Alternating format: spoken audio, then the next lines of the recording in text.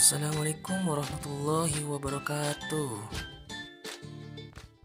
Waalaikumsalam warahmatullahi wabarakatuh.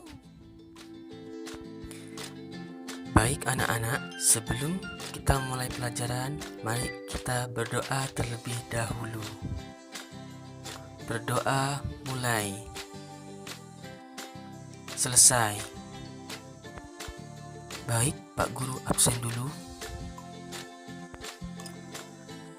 Seingat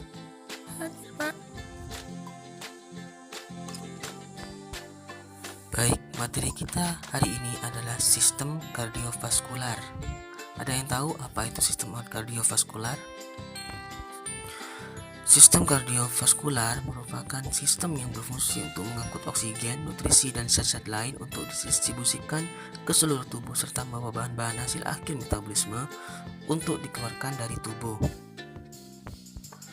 Terdapat dua jenis sistem peredaran darah, yaitu sistem peredaran darah terbuka dan sistem peredaran darah tertutup. Proses peredaran darah memiliki jalur tersendiri. Berdasarkan jalur dan zat yang dibawanya, sistem peredaran darah dibagi menjadi dua jenis, yaitu sistem peredaran darah besar dan sistem peredaran darah kecil.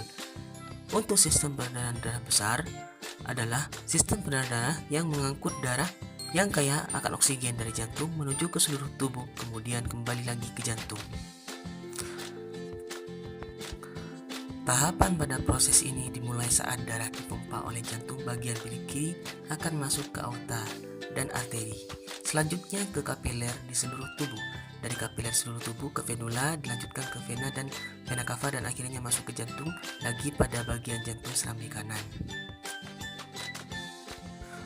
Untuk sistem peredaran darah kecil adalah sistem peredaran darah dari jantung ke paru-paru kembali lagi ke jantung dengan membawa darah yang mengandung karbon dioksida.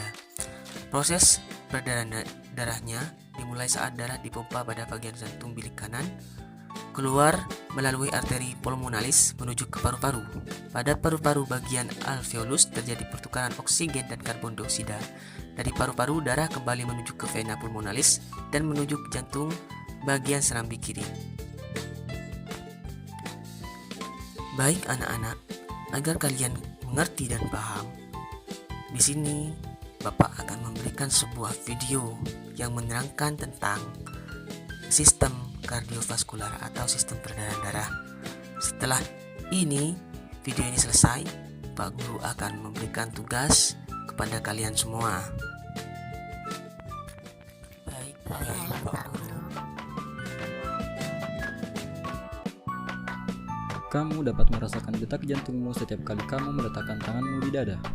Tapi tahukah kamu apa yang sebenarnya terjadi? Atau apa yang membuat jantungmu tetap berdegup? Setiap hari, jantung kita berdetak sekitar 100.000 kali, mengirim setidaknya 2.000 galon darah yang mengalir di seluruh tubuh kita. Meskipun jantung kita tidak lebih besar dari kepalan tangan, jantung memiliki peranan yang besar untuk tetap membuat darah mengalir sepanjang 60.000 mil dalam pembuluh darah, yang mengedarkan nutrisi dan oksigen untuk organ dan jaringan. Darah mengedarkan seluruh substansi tersebut melalui berbagai saluran yang disebut pembuluh darah.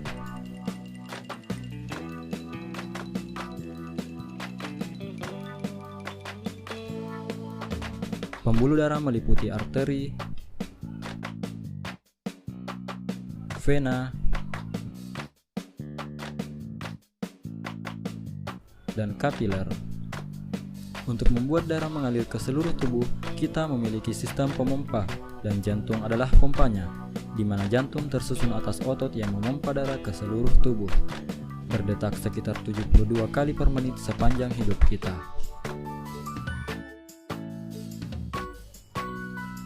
Jantung manusia memiliki 4 ruang: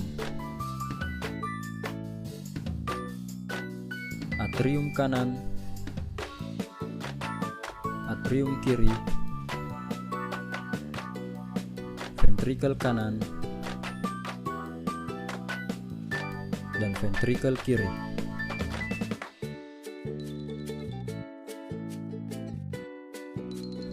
Jantung memiliki 4 katup, yaitu katup trikuspid, katup mitral, katup aortik, katup pulmonik. Katup ini merupakan katup satu arah. Sekarang kamu telah mengetahui struktur jantung. Selanjutnya, mari kita cari tahu bagaimana jantung bekerja.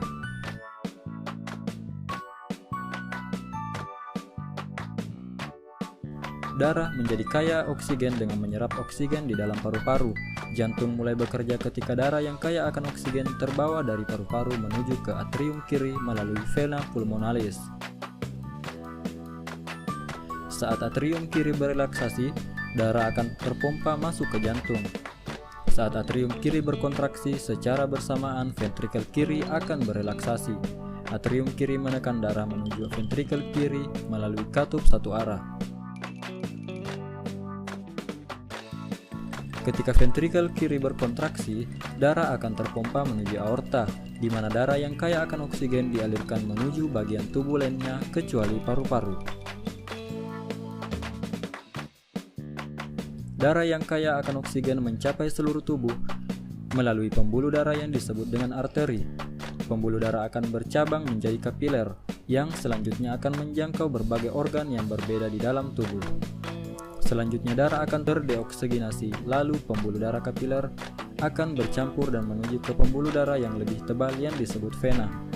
Vena akan membawa darah yang miskin oksigen menuju jantung. Pembuluh darah yang membawa darah yang miskin oksigen disebut dengan vena cava.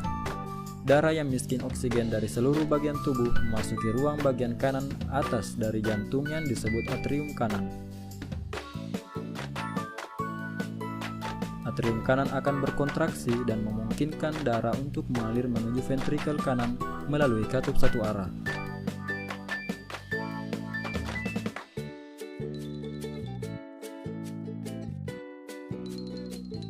Ventrikel kanan kemudian berkontraksi dan menekan darah menuju arteri pulmonalis. Arteri pulmonalis membawa darah yang miskin oksigen menuju paru-paru. Paru-paru kemudian melakukan pertukaran gas terhadap darah sehingga darah kembali menjadi kaya akan oksigen. Darah tersebut selanjutnya akan dialirkan kembali ke jantung melalui vena pulmonalis dan kembali mengulang siklus sirkulasi tersebut.